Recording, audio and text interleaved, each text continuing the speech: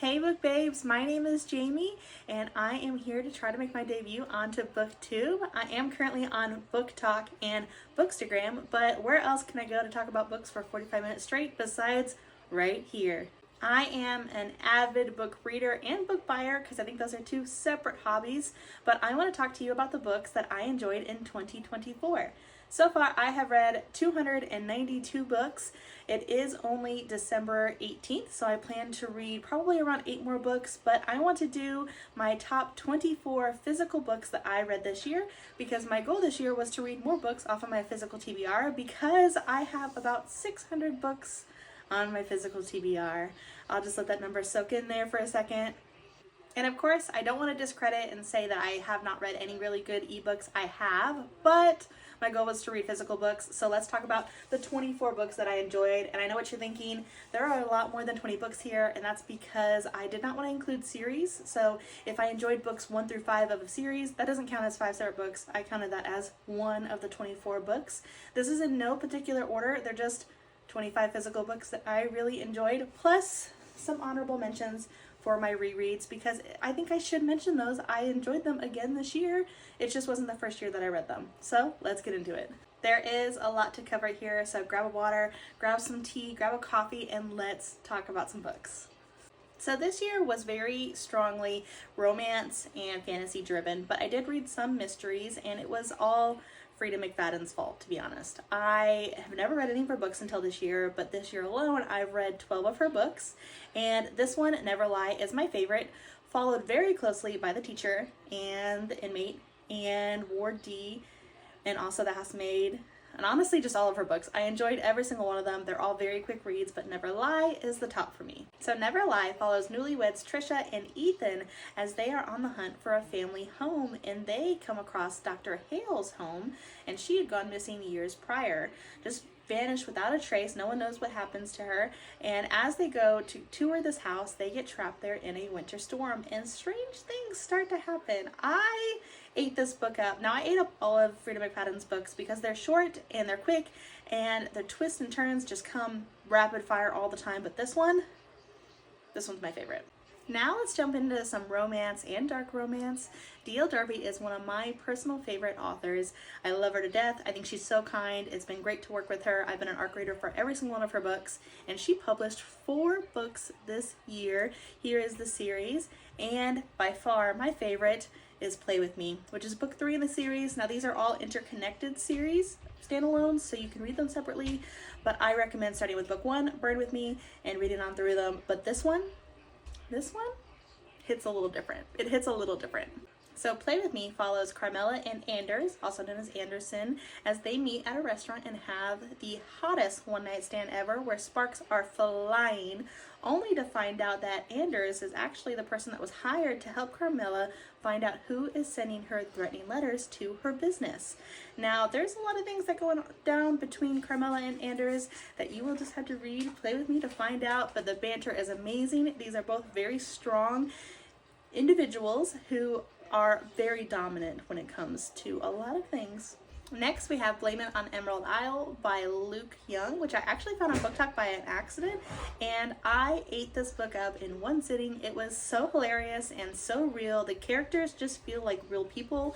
Things that happen to them are things that could happen to you, and I just thought it was so funny. So this book follows Dr. Allie Larson, who is currently in a marriage of convenience, fight her attraction for a much younger male, it's a reverse age gap, at a family vacation. And again, I just thought that this whole book was hilarious. It was so real. It felt realistic to me. Next, we have the Chestnut Spring series by Elsie Silver, and Flawless was my favorite. Now, they were all really good.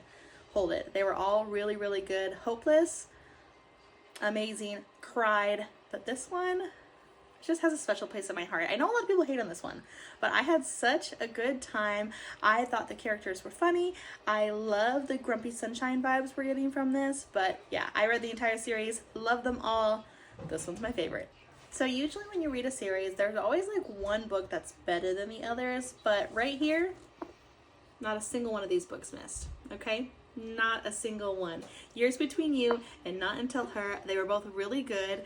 So Miranda Melanie published her debut novel, Years Between You, in January of 2024, and then Not Until Her came out in October, I think it was like October 11th of 2024, but regardless, these books were so amazing. They are connected, so you have to read book 1 before you read book 2, because the problem with book 2 happens in book 1. They are connected, but Years Between You follows Autumn and Miles, and Not Until Her follows Rhea and Kara. Both amazing books. I had such a good time with these. In 2024, I finally made the jump to read the Dark Olympus series by Katie Roberts, and I loved every single book, of course, but Wicked Beauty is when I really started to love this series. Now, from this book, I feel like it gets better. The first 2 books are not my favorite, but Wicked Beauty and on, they're good. They're good. Because I'm bad with names, and unless I have the book in my hand, I'm not going to be able to tell you who the book is about. Here are all of the Dark Olympus books and what each book is about. Now, this book right here is my favorite because I feel like this is when things started to get more serious. There were higher stakes involved, per se. Now, of course, every single book, they're all dark, they're all spicy, but this one tops because they're supposed to be rivals. And I just think that that gets me every single time. Back in 2022 is when I first started reading again, since 2018 because of some trauma. But anyways, I read book 1 and 2 of the Twisted series, Twisted Love and Twisted Games. And then 2024 came around, I did a reread of those 2 books, and then I read book 3 and 4. Now, out of this series, book 2 is probably my favorite because there's just something about a bodyguard romance that really, really gets me. Okay, but this series, I loved every single second of it. I know people hated book 1. I had a good time with it. I read the whole thing in one day. I had fun with it. But book 2, the best. Now, remember when I said bodyguard romances get me? The Secret Service. This is about the President of the United States and his bodyguard. So this is an MM romance, and this is actually my first physical book that I read for the year. So I read this in like the first week of January. And it's hard to say that I read this off of my physical TBR because I bought it in December of 2023 and then read it January of 2024. So like technically it really wasn't that old on my TBR, but it was still there, and I ate this book up. I thought it was so sweet. The stakes are high. Again, President and his bodyguard. Secret Service by Tal Brouwer. Bodyguard romances, right? The Bodyguard by Catherine Center, but she's the bodyguard instead of him. So this is Hannah, and this is Jack, and she is his bodyguard. I loved it. I loved every second about it. I thought this was cute. I know you're thinking, how does a girl be a bodyguard for a man? Because you don't ever expect a girl to come out and whoop some butt, okay? And she does. This is such a good book. This is actually my first book by Catherine Center, and I have another one of her books right here on my physical TBR, but I need to read that one because this one, good. If you want a series that will make you fall in love but also cry on the inside and the outside, the Wait For You series by Jennifer L. Armentrout. It's also under J. Lynn if you can't find it, but I read Wait For You while I was playing Minecraft. I was listening to the audiobook, and I just remember playing Minecraft and bawling, crying. And so I read these books. There's also some additional books that I read on Kindle. I'm going to pop those up here. Those are in the male's point of view, but Wait For You is my favorite. It's the first book in the series, and it just gets you hooked from the start. They are traumatic. They are beautiful. They are lovely. You should read them. So Lucy Score is one of the authors that I just auto-buy all of her books because they're very popular and they're very pretty looking. But technically I've only read one of her books back in 2022, and I don't even remember it. I don't remember reading it at all. But I finally read Things We Never Got Over and the other 2 books, and this one is my favorite. Before you hate me, I just need you to know, Grumpy Sunshines get me every single time. Every single time. Okay, this book was so good. It's actually the reason why I got the special edition. I only got the first one in special edition so far. I'll probably get the other 2, but this one, I've reread the ending, the last like 6 or 7 chapters, like 3 times since I finished this book back in October or November. I don't know actually, but this book was so good. The series is amazing. The 3rd book took me a little bit to get into it, but that's probably because of the trauma. If you understand, if you get it, you get it. But this book was so good. Number 1, people like to say that books are overhyped, and I don't believe that to be true. I think that books can be extremely loved and seem like they're overhyped, but I think a book can only ever be underhyped. Now this book, appropriately hyped. Lights Out by Nevessa Allen. I listened to the audiobook. This is Haunting and Hunting Adeline, but less creepy, right? He's still a stalker, but it's not as scary. Do with that information what you will. It is still a dark romance, and again, he's still stalking her, but it's funny. Now, the last book in our dark romance section before we get into fantasy is Hexed, which is book 6 in the Never After series by Emily McIntyre. And first off, I got the privilege to meet Emily in November. I cried like a baby, but after I met her, you know, in my hotel room like an adult. But anyways, she was just so sweet and so kind. It was so nice to talk to her. But book 6 came out, and it, just like the other 5 books in the series, was so amazing. I ate it up. I was actually on the ARC team for this, and I will honestly never get over that.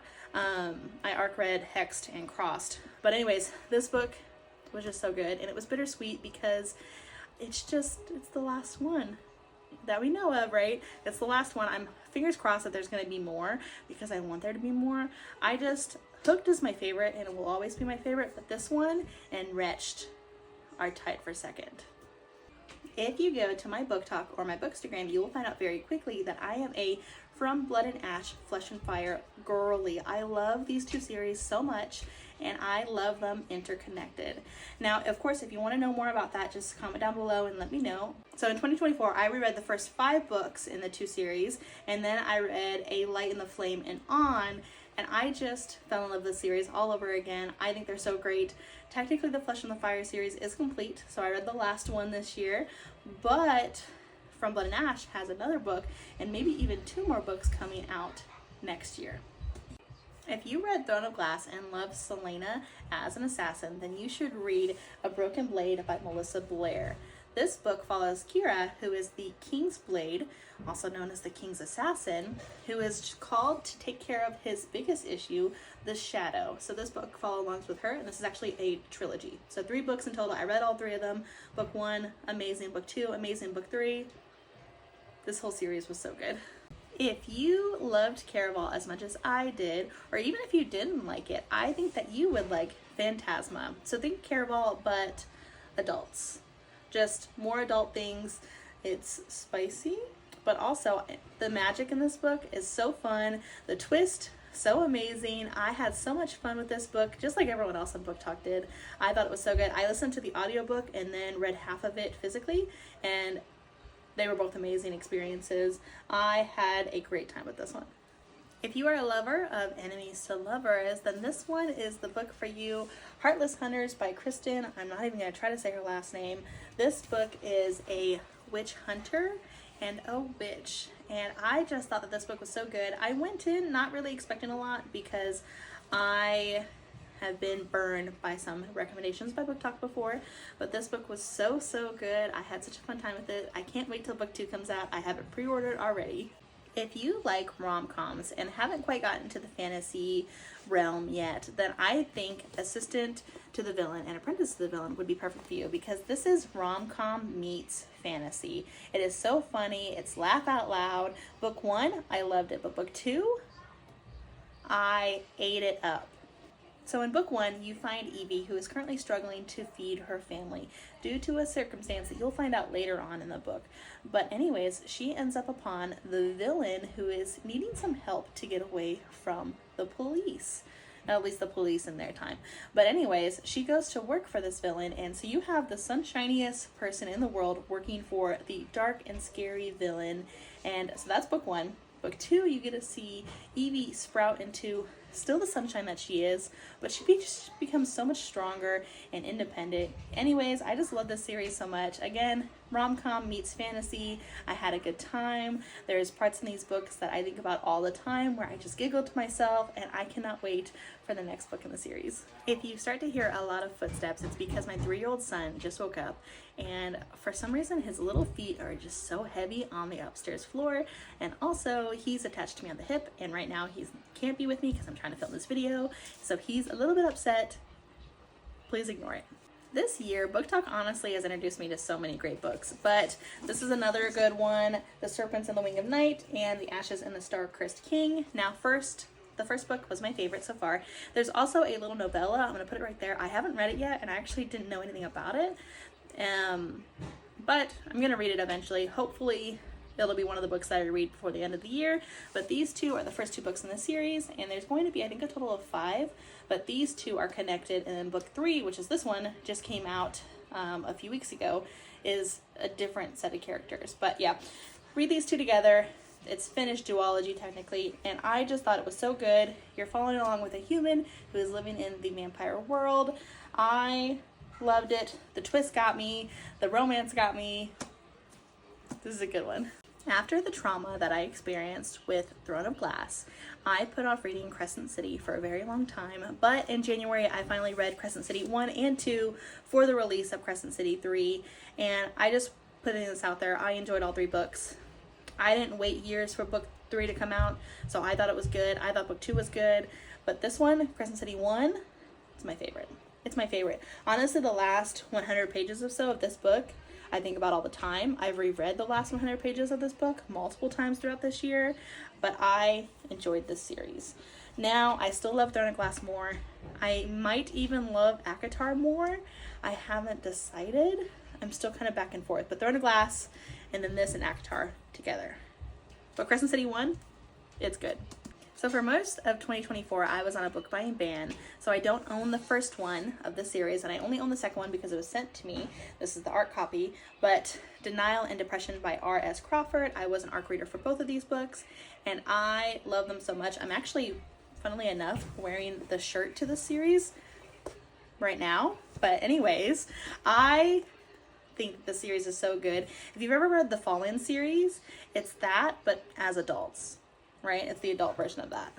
Next, we have a book that is very near and dear to my heart, which is Shadows of Viridia by Nikki Robb. The reason why this is so important to me is because this was actually my first ever physical ARC that I received after joining Book Talk. So I love this book so much, and book 2 came out in 2024. So in this book, until you are 25, you're going to be at the Viridian Institute. And once you turn 25, you will then be tested to see which of the 7 courts are most suitable for you. And then at that point, if you are chosen for one, you can technically pick other ones. But Lexa gets some unsatisfying results. And at that point, she just kind of accepts it. Now, after the test, there's a pledging ceremony, which a warden has not been to in years until this year, when all 7 wardens are coming and they all want to talk to Lexa. This book was so good. I want to tell you more, but I don't really want to spoil it. I ate this book up. Again, near and dear to my heart. My first ever advanced reader copy physical book. I loved it so much. Nikki Robb just writes amazing books. She also has another series, which is a Why Choose Romance novel. I read the first 3. I haven't read the newest one, but I'm going to, I promise. But anyways, this book was so good. Now for books 23 and 24, we have some darker gothic fantasies. First, we have Belladonna. This is book 1 in a trilogy. I have read book 2, which is Foxglove, and I have not read book 3, but I am currently reading it. I think I'm about 11% in, of Wisteria. But Belladonna follows along with Signa, who has been followed along by death her entire life. And of course I mean, you know, people being unalived, but also I mean the person who is death. And I thought this book was so good. Signa has been through some stuff, and through it all, she's just strong, she's independent, she takes charge, and she cares for the people that she cares about very deeply. I love this book. Book 2 was so good, and so far book 3 is really good, which it doesn't follow along with Signa directly, but, you know, if you want to read it, you should find out, but this book was so good. Last, but certainly not least, we have The One Dark Window and Two Twisted Crowns duology. This was really good. I know a lot of people did not like book 2 as much as they enjoyed book 1, and I don't think that at all. I actually love them both. But this is a dark gothic fantasy book. So this duology follows along Elspeth, who has a ancient dark spirit in her head, literally a mean voice in her head that not only says things to her, but can also help protect her and save her. Those were my top 24 physical reads of the year. These books are honorable mentions because they are rereads, but because I read them again this year and loved them just as much as I did the first time, I think it's important to mention them. First, we have From Blood and Ash. I've already kind of mentioned this, but I love this book. I love the series. I've reread this first book, I think 5 times in the last 2 years. It's so good. I eat it up every single time.